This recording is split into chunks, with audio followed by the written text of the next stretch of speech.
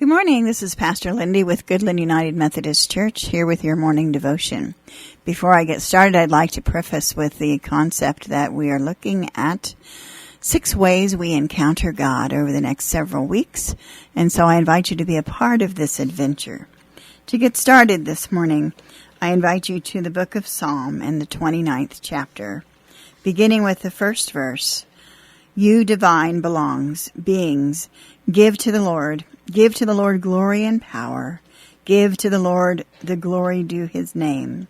Bow down to the Lord in holy splendor. For the Lord's voice is over the waters, and the glorious God thunders. The Lord is over the mighty waters. Let the Lord give strength to all his people. Let the people bless the Lord. As we get into the story this morning, I want to talk to you today about the majesty and the reverence of God. God's majesty for us and our reverence towards him. And it takes us back into the story of the Exodus. There's a story of a teacher and a young student who were talking about Israel's escape from Egypt. The teacher had said that there are some parts of the Red Sea that are only a foot deep in the dry season.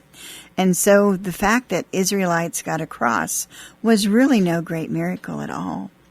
But the child replied, in that case, it was even more of a miracle, because that means that God stopped all of Pharaoh's army in only a foot of water.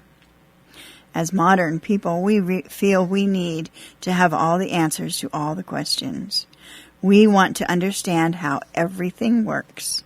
But God has power over the things that we have no control of, those things that we cannot begin to figure out. Our task is simply to be reverent enough to follow God's calling and do God's will.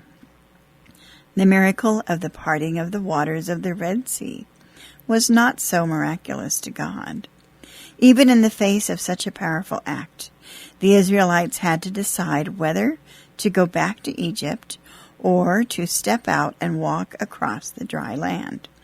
It would seem easy to trust God in such a moment, but it also would have been easy to be distracted by the walls of water all around.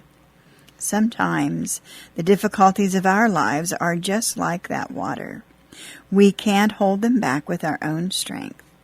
Things slip through the cracks, and it doesn't matter if it's only a foot of water or a mile. It's going to make a mess.